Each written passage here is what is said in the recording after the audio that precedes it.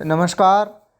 किरातार्जुनीयम के अंतर्गत प्रथम सर्ग है। प्रथम सर्ग के अंतर्गत आज हम 7वां और 8वां जो श्लोक है उसका अध्ययन करेंगे। तो 7वां श्लोक इस प्रकार है। विशंकमानो भवतः पराभवं नृपासनस्थो अपि वनाधिवासिनः दुरोदर छद्मजितां समीहते नयेन जेतुं जगतिं सुयोधनः। तो इसका अर्थ है जो इस प्रकार है। शब्दों का अर्थ पहले देखिएगा। शब्दों का अर्थ इस प्रकार है।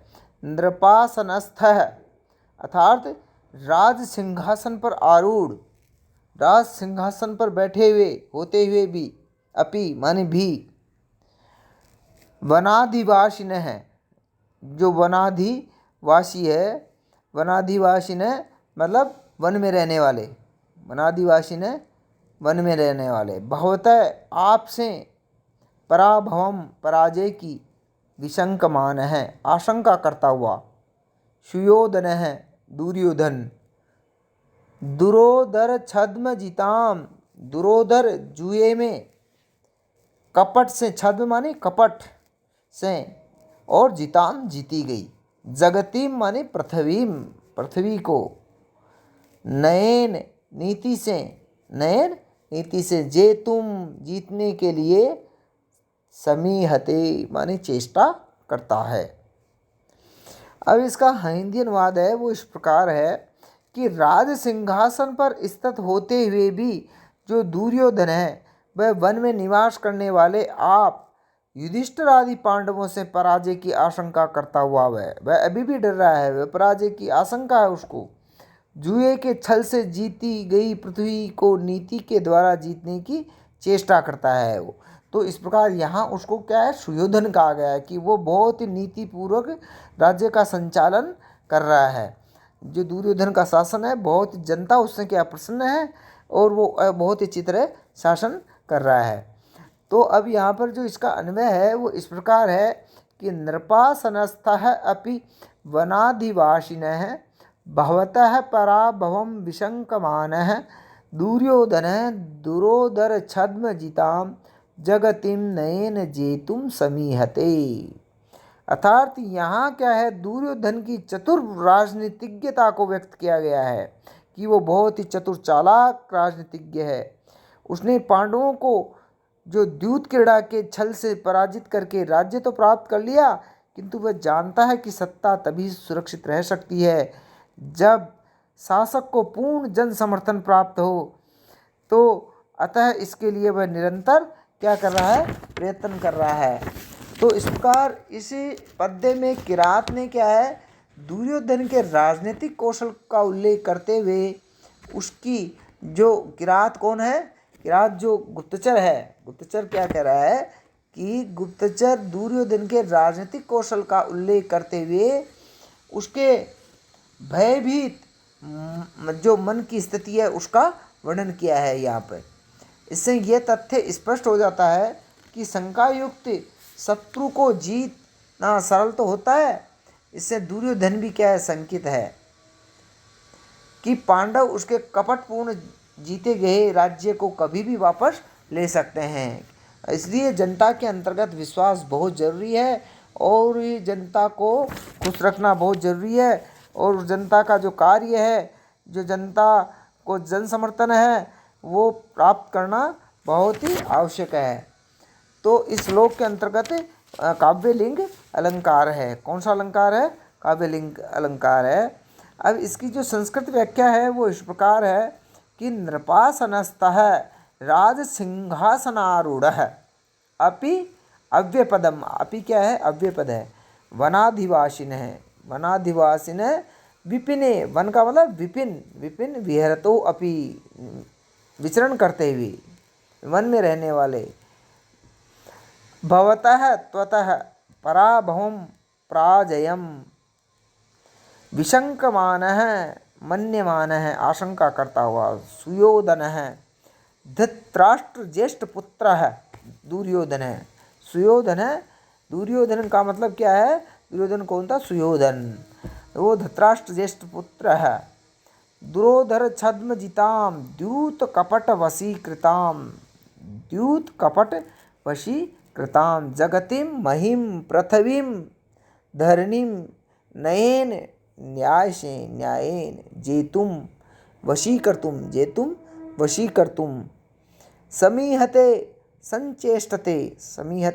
संचेष्टते। तो इस प्रकार इसके अंतर्गत अब व्याकरण देखिएगा। इस श्लोक की जो व्याकरण है इम्पोर्टेंट है, समास आदि वगैरह है। नृपस्य आसनम नृपासनम, नृपासने तिष्ठति इति नृपासनस्थः, वने अधिवासो यस्य तस्मात् वनाधिवासिनः। दुरोदरस्य द्यूतस्य छद्म कपटम दुरोदर छद्म तेन दुरोदर छद्मना जिता इति दुरोदर छद्म जिता, ताम दुरोदर छद्म जिताम। सुखेन युध्यते इति सुयोधनः, सुखेन युध्यते। समीहते सम उपसर्ग है, यह धातु और लट्लकार प्रथम पुरुष एक वचन का आत्मनेपद के अंतर्गत रूप है। ये विशंकमान है, वि संक धातु से वि उपसर्ग है, संक धातु है, सानस प्रत्यय है। जेतुम जी और तुमुन, जी धातु से तुमुन प्रत्यय करने पर जेतुम बना है। अब 8वां जो श्लोक है वो देखिएगा कि तथापि जिह्वे सह भवत जिगीषया भवत जिगीषया तनोति शुभ्रम गुण संपदा यशः समुन्नयन भूतिम अनार्य संगमा द्वरम विरोधो अपि समम महात्मभिः। तो यहाँ पर इसका जो शब्दों का अर्थ है वो शब्दों का अर्थ इस प्रकार, तथापि, तथापि का अर्थ है अत्यधिक, सशंकित भी, वो शंका शंकित है, वो शंका है उसको, किसको, दुर्योधन को। तो जिम्म है माने कुटिल, कठोर, श कौन, वो दुर्योधन। भवत जिगीषया आपको जीतने की इच्छा से, भवत जिगीषया आपको जीतने की इच्छा से, गुण संपदा, गुण संपदा दया दाक्षिण्य आदि गुण महिमा से, शुभ्रम माने उज्ज्वल, यशः कीर्ति को, तनोति विस्तृत करता है, क्या करता है, विस्तृत करता है, फैलाता है, भूतिम गुण संपत्ति को, भूतिम गुण संपत्ति को, समुन्नयन माने भली भांति बढ़ाता हुआ, समुन्नयन भली भांति बढ़ाता हुआ, महात्मा भी समम महापुरुषों के साथ में, महात्मा भी समम महापुरुषों के साथ, विरोध है अपि विरोध भी, विरोध भी क्या है, अनार्य संगमान खल जनों के संग की अपेक्षा क्या है, वरम श्रेष्ठ है, श्रेष्ठ है। तो इस श्लोक में क्या किया गया है, यहाँ पर द्वरम विरोधो अपि समम महात्मा भी, तो ये यहाँ पे क्या कहा गया है, ये बताया गया है कि जो विरोध है ऐश्वर्य को बढ़ाने वाला, साधु जनों का विरोध भी क्या है, दुष्ट जनों की संगति से, तो वो श्रेष्ठ ही होता है। जो मतलब क्या है, दुष्ट जनों से संगति कभी नहीं करनी चाहिए, और साधु जनों का जो विरोध भी है वो अच्छा होता है। तो यहाँ पर क्या है, अर्थांतर न्यास अलंकार है। कौन सा अलंकार है, क्योंकि ये सुक्ति वाक्य है। अब यहाँ पे क्या है, आप अन्वय देखिएगा पहले, तथापि जिम्मह सह भवत जिगीषया गुण संपदा शुभ्रम यशः तनोति भूतिम समुन्नयन अनार्य संगमात महात्मा भी समम विरोधो अपि वरम। अर्थात अत्यंत शंकाग्रस्त होता हुआ भी कुटिल दुर्योधन आपको जीतने की इच्छा से दया दाक्षिण्य आदि गुणों के गौरव द्वारा शुभ्र यश को बढ़ा रहा है। ऐश्वर्य को बढ़ाने वाला जो सज्जन जनों का विरोध है, वो विरोध भी क्या है, दुष्ट जनों के, बुरे जन जो लोग हैं, खल जन जो लोग हैं, खल जनों की संगति से क्या है, श्रेष्ठी होता है। अर्थात आप क्या है, अच्छे लोगों का जो विरोध है वो भी अच्छा है, आपको उससे भी भलाई होगा, उससे आपकी भलाई होगी, लेकिन दुष्ट जनों की संगति कभी नहीं करनी चाहिए। तो यहाँ पे क्या है बताया गया है कि इस पद्य में किरात जो है वनीचर है, वो कुटिल दुर्योधन के स्वभाव में आए अप्रत्याशित परिवर्तन का मुख्य कारण पांडवों के साथ प्रतिस्पर्धा को बताता है। वह स्वभाव से तो कुटिल है, किंतु जनता की दृष्टि में स्वयं को पांडवों से श्रेष्ठ बताने के लिए सद्गुणों को प्रदर्शित करता है। यह उसके राजनीतिक कौशल का एक अंग है। यहाँ कवि ने किरात के मुख से इस सार्वजनिक सत्य को कहा है कि दुर्जनों के साथ मित्रता से तो ऐश्वर्य को बढ़ाने वाला जो सज्जनों के साथ विरोध भी क्या है वो भी लाभदायक होता है। अर्थात दुर्जनों से संगति कभी नहीं करनी चाहिए। चाहे आप सज्जनों से विरोध कर लो तो वो भी अच्छा है, आपके लिए लाभदायक है, क्योंकि सत्पुरुषों के साथ स्पर्धा करने के लिए दुर्जनों को भी कुछ न कुछ गुण अपनाने पड़ते हैं, जबकि दुर्जनों की संगति से तो पतन ही होता है, व्यक्ति दुर्गुणों को ग्रहण करता है। तो इस पद्य में कौन सा अलंकार है? अर्थांतर न्यास, बहुत इंपॉर्टेंट श्लोक है ये, जिसे मैं आपको बता रहा हूँ। जिन श्लोकों के अंतर्गत अर्थांतर न्यास अलंकार है, सुक्ति यहाँ है, वो श्लोक बहुत इंपॉर्टेंट है। तो अब क्या है इसकी संस्कृत व्याख्या देखो।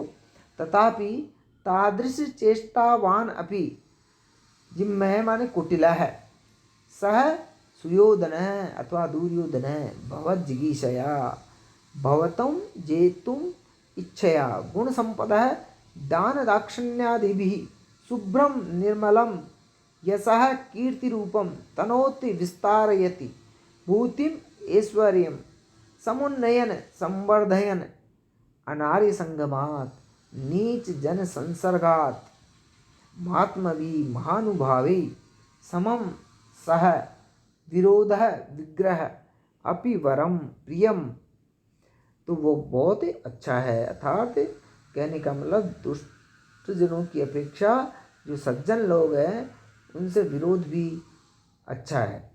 तो इस प्रकार अब इसके अंतर्गत आप जो व्याकरणात्मक पद हैं, समास आदि और व्याकरण है, वो देखिएगा कि जेतुम इच्छा इति जिगीषा, जेतुम इच्छा इति जिगीषा, भवतुम जेतुम इच्छा भवत जिगीषा, भवत जिगीषा तया भवत जिगीषया गुणानाम संपत गुण संपत तेन गुण संपदा जेतुम इच्छा जिगीषा भवत जेतुम इच्छा भवत जिगीषा तया भवत जिगीषया गुणानाम संपत इति गुण संपत तेन गुण संपदा न आर्य इति अनार्य, अनार्य से संगम है अनार्य संगम है, तस्मात् अनार्य संगमात् महान आत्मा यस्यासौ महात्मा तेर महात्मा भी तनो तनु धातु से लट्लकार प्रथम पुरुष एकवचन का रूप है।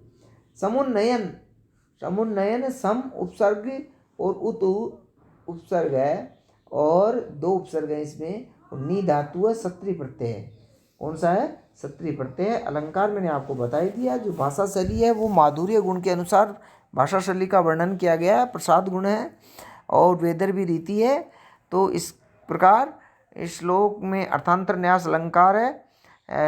आज के लिए इतना ही, धन्यवाद।